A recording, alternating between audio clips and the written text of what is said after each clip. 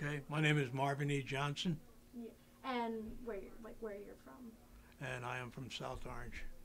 Okay. Um, so could you, just to start us off, tell us a little bit about, where you grew up? Because it says like you went to FDU and Rutherford. So were you always in New Jersey? I'm a Jersey boy, born in Hackensack, New Jersey, and I grew up in Rutherford.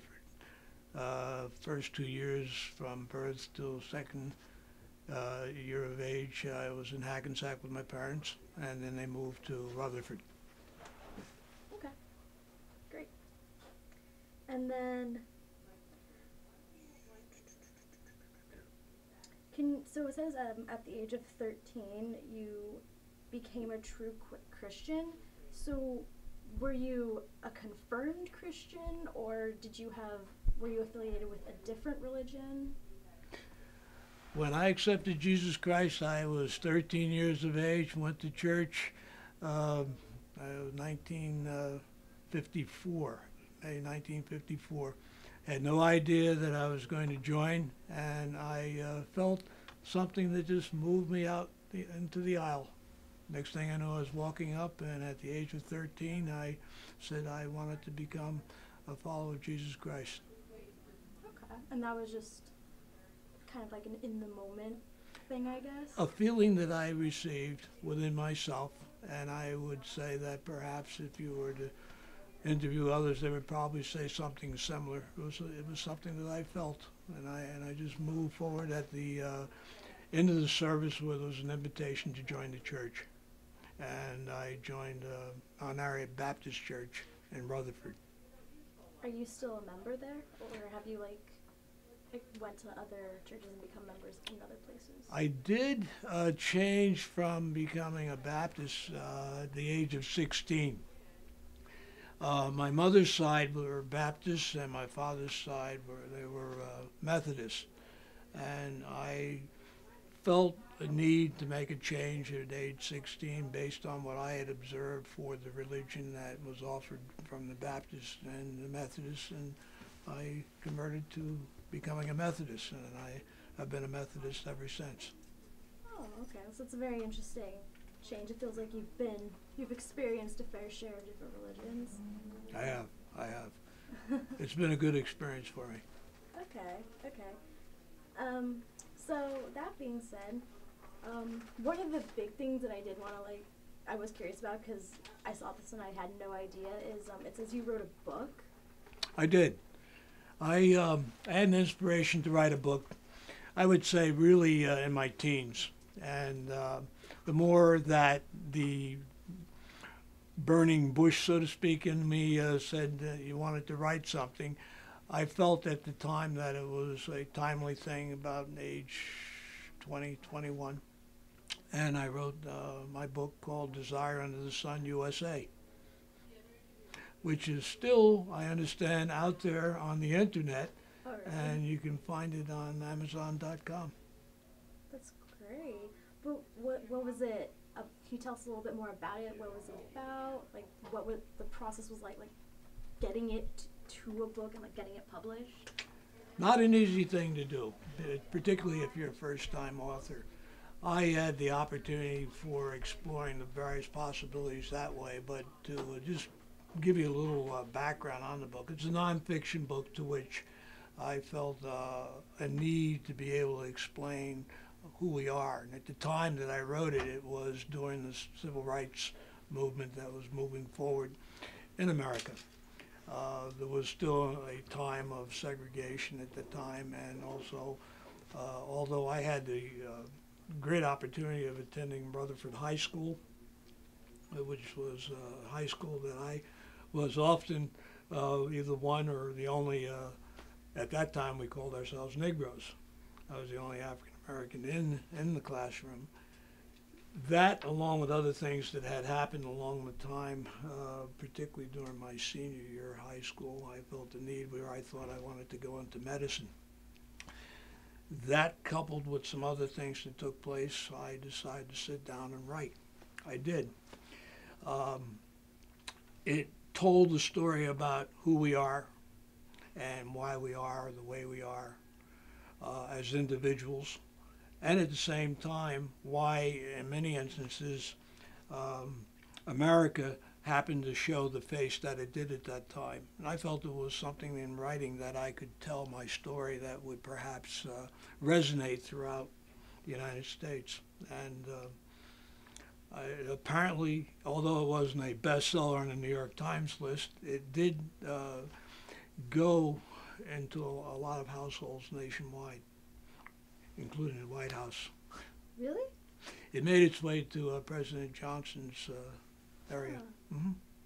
That's very interesting. Like, when you say nonfiction, like, was it mainly you, or was it like people you knew?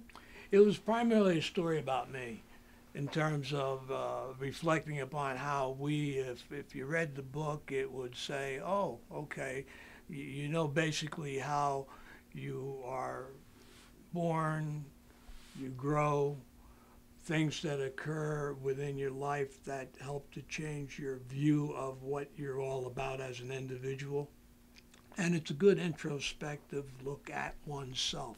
And I felt that if I were able to write it from my viewpoint at that age, that perhaps others might read it and reflect upon it in the same way. So it felt good. It felt good. And that book, if I might say, turned out to be the one way in which I uniquely introduced myself to my future bride years later. I'll tell you about that when you... I mean, we can go ahead right into that, because that's a great segue into that. It was good. It was good. When I attended Fairleigh Dickinson University, which is the undergraduate school which I graduated from in Rutherford, I had the opportunity to meet my future wife and bride. I always called her my bride. Sandra was my wife. And what had happened, I say was because unfortunately I lost her last year after 45 years of a beautiful marriage. But to start it off, I thought a good way to introduce myself to her was to indicate to her that my book was on display at the library. And having met her on a staircase, it was a way in which I gave her my card, said my name and the book name on it. And I felt that if she was curious enough, that she would follow up with what I had suggested she might want to do. I gave her 2 months to read the book. And before I called her on a first time request for a date. Was she someone that you had been like seeing for a while, or was it like that instantaneous moment where you were like, she's special? She was special. I have to confess that I had the first time I met her was on a staircase, and I was on staff at the university as a part-time student, night student, and it's almost where, as you could imagine, where boy meets girl and finds himself attracted to that particular person, as I did. I liked her from day one when I saw her, but I hadn't asked her yet. So a unique way to do that was through my book, which is what I did. It's definitely, no one else, as far as I know, has that kind of like, hey, come read my book. It was a good entree. And then what happened from there? Like, well, it took 2 months, as I said before, in which I was able to give her time to read the book. And then I dared to give her a call because I'd asked her phone number. And I called her, and I had the yes response, which is what I was hoping to have. And I just dated her over a period of a good solid year before I found I was in love with her. That's adorable. Was she from New Jersey as well? She was always like born and lived and raised here? I called her Sandy. Sandy was born in Jersey City and grew up in Newark. Okay. And so you just found your way at Fairleigh Dickinson? Yes, yes. And then how was it? How was your proposal, if you don't mind me asking? How was the proposal? Well, I'll tell you. It was one in which, after a period of time of dating, it was rather unique. I had her on a date, to which we went to Radio City Music Hall. And I can vividly recall that after the show, we went over to a restaurant across 6th Avenue, or Avenue of Americas in New York City. I excused myself to go to the men's room, which was downstairs. Now, when I came upstairs, she appeared differently than when I left her. She was radiating from head to toe. There was a glow on her. And I heard bells. I heard bells. I found out later, she confessed to me that when she looked at me, when I came back toward the table, she was seeing me the same way. And she heard bells. And that's when we knew that the dating and just liking to be with her was one in which I literally asked her, I said, I would like you to be my wife, and I would like for you to be with me for the rest of my life. It's very beautiful. It's very beautiful. And like, so it says you couldn't conceive for 17 years. And I'm assuming children was something you both wanted? We did. Sandy had a rare disease, an autoimmune disease called scleroderma. It's a disease that where if it's autoimmune, that it is literally your immunity system within you fights against itself. And we did not discover that until about maybe the 2nd or 3rd year of our marriage, that there was a problem, or that she had a problem within herself. And after, eventually, it took us a while to find out and have the case diagnosed for scleroderma. Doctors had no idea what she had. When they discovered what it was and did diagnose it, they indicate that children was out of the picture. So the faith that we both had, and I'm glad she knew the Lord before she knew me, and I knew the Lord before I knew her. So we said, we're going to go back home and pray on it and ask God if he'll give us at least one healthy child, we would be satisfied. So we waited 17 years to have that one and only miracle baby. And our daughter Monica was born 17 years later. The doctors said like there was no chance, like not even the slightest chance, like it was just not going to happen. They advised us not to, for her to conceive. And as a result of that, we said, well, if they're advising us not to, it doesn't mean that God doesn't mind. So we just took our petition to God and said, if you'll grant us that one child, we'll be very happy with that. We had no doubt, but I have to confess, 17 years is a long time. Yeah. And we finally had Monica. So we called Monica a miracle baby, because she was the baby that came that wasn't meant, she wasn't supposed to be. And is she still around Jersey, or is she? Oh yes, she's living with me. She's single. Really? Mom and I both told her everything in order. So from that standpoint, we never told her she had to leave or anything. She's a college graduate now, and at the same time working in the city. She was told whenever you feel you would like to leave, you may, but she's living at home with me. Okay, that's great. And your relationships are very solid. It's very solid. As a matter of fact, she took me out to dinner last night. She said, Dad, why don't we go out to dinner? I said, great. And she did the driving. That's the best part, when your kids learn how to drive. How old were you when you met your wife? I was 24. And my wife was 6 years my junior. So I guess you might relate to it from the standpoint of first year of college, and all of a sudden you're meeting your future husband not knowing that. And at the same time, it worked out extremely well, because the one thing I always learned about the ladies was that the ladies had a distinct advantage over we, the men.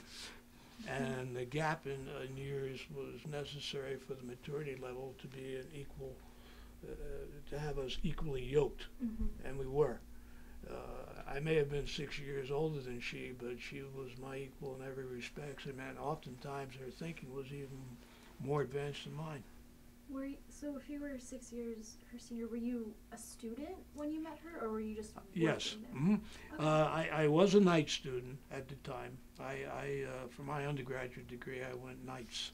First year I went days, and I transferred. I went to Hooten College in Hooten, New York. Then I transferred to Fairleigh Dickinson, where I was a part-time student, nights. And I worked 2 part-time jobs at the same time to put myself through school. Okay. So I did what my daughter didn't do. My daughter went through in 4 years and did very well. I went through in 8 years, and it took me 8 years to get my undergraduate degree. Well, that's interesting, because I feel like that's what a lot of people are still doing now. Is it's taking them quite a while to do that. So Right. it's not too different. No.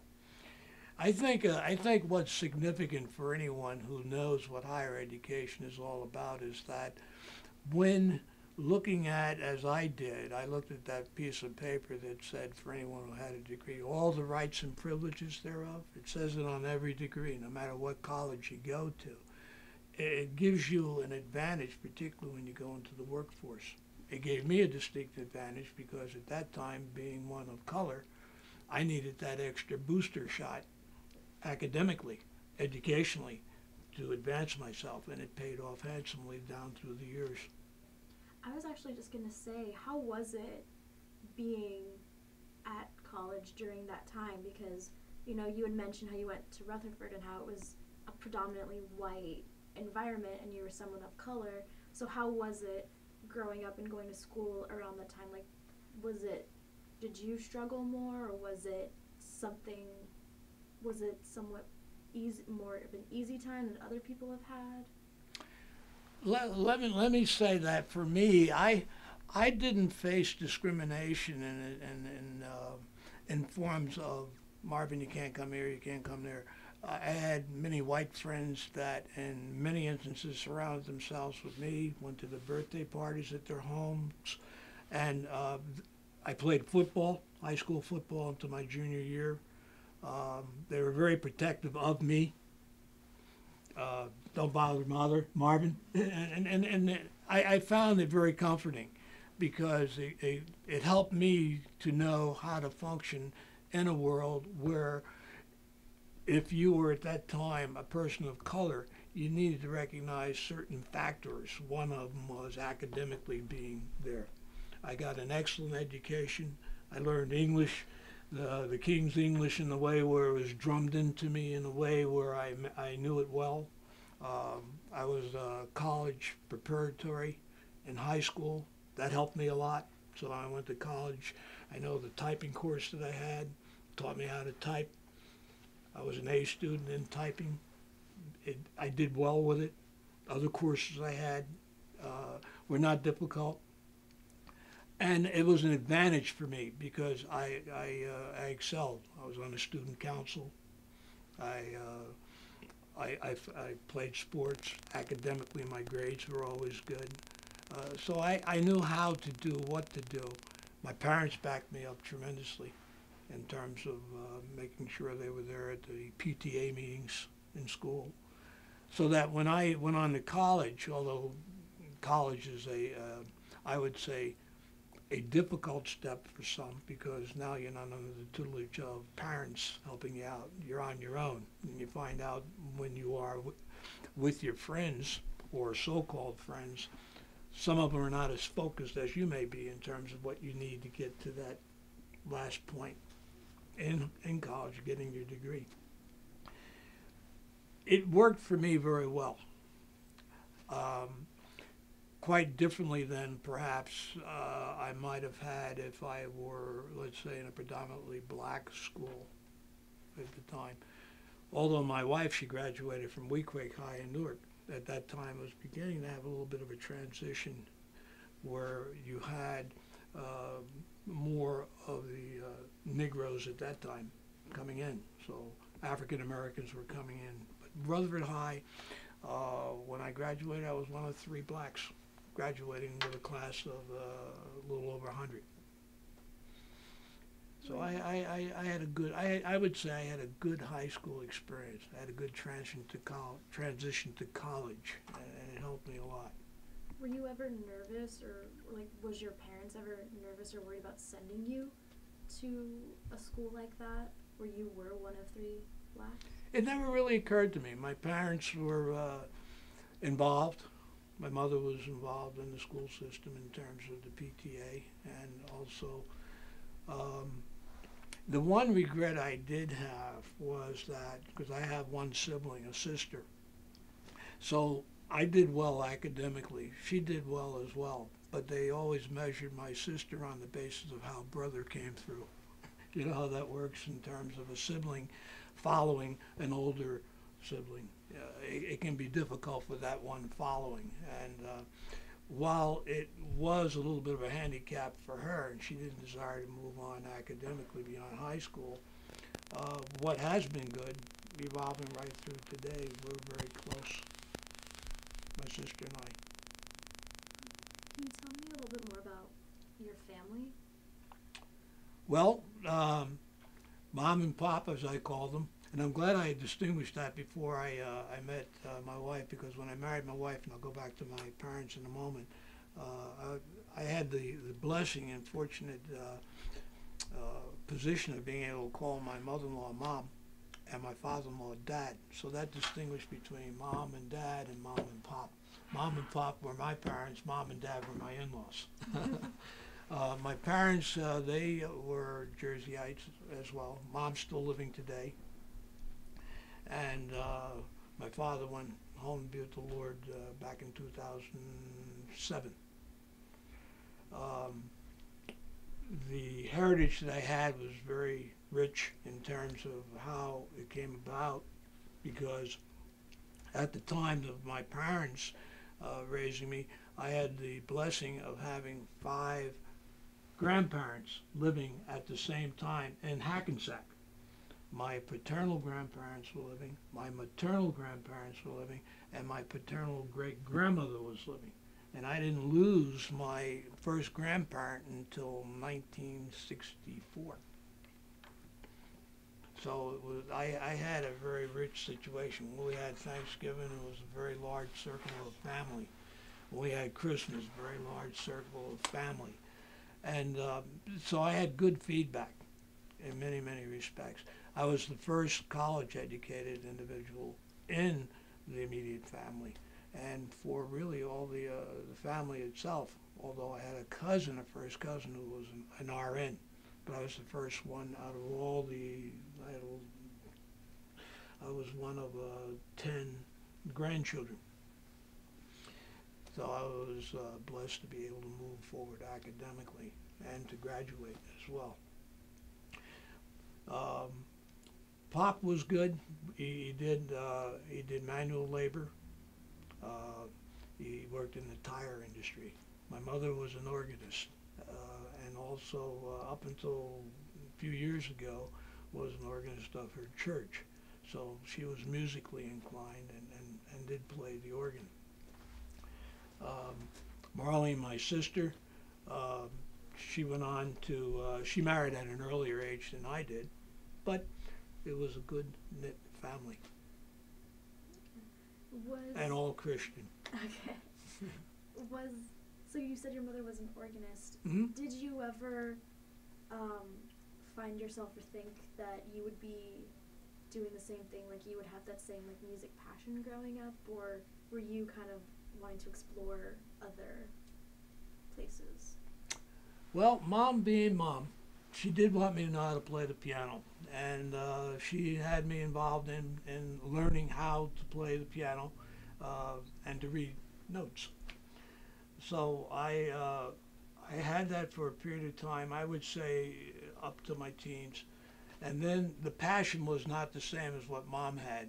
So she let it go. She didn't put a stick to my hand and say, you must continue with playing the piano.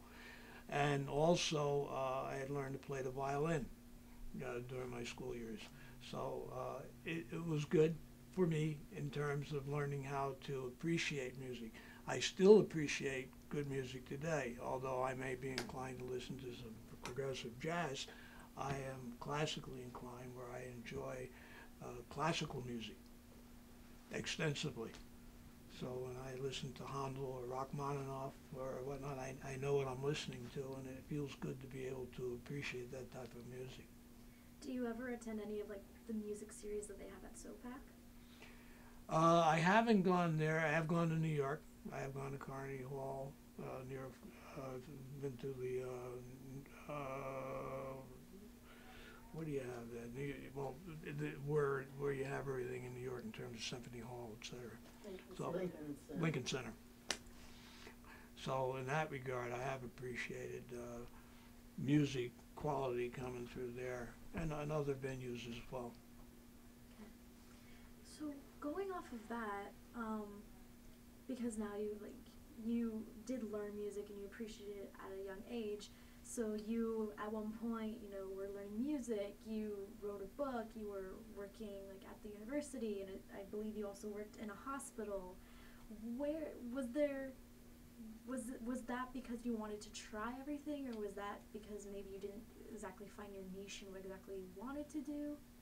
So which one was it? Well, I'll tell you, the interesting thing about it is that it all paid off handsomely for me when I discovered that what I thought was a passion, because I did,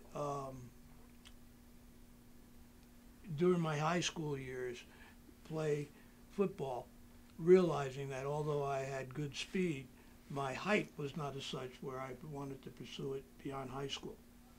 So in my senior year, I decided that I would try some work to help me fund my first year of college and have some money there. So that's when at that time it was a recession, and you had a situation where it was not easy to find work, but I did through Hackensack Hospital. And I had the unique opportunity for being probably one of the few, if not the only student in the entire state of New Jersey, for not only working in a pathology lab, but I also worked with the pathologist on autopsies.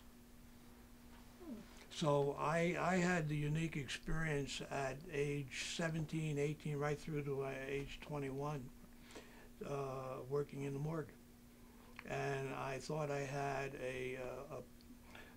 a desire to become a medical doctor based on having gone into the end of medicine that some people don't like to talk about. Mm-hmm.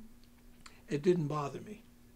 And I had my mother watching me very carefully. Didn't bother me. I was able to perform in there and what I had to do. So without getting too deep into that, other than to say that it didn't bother me.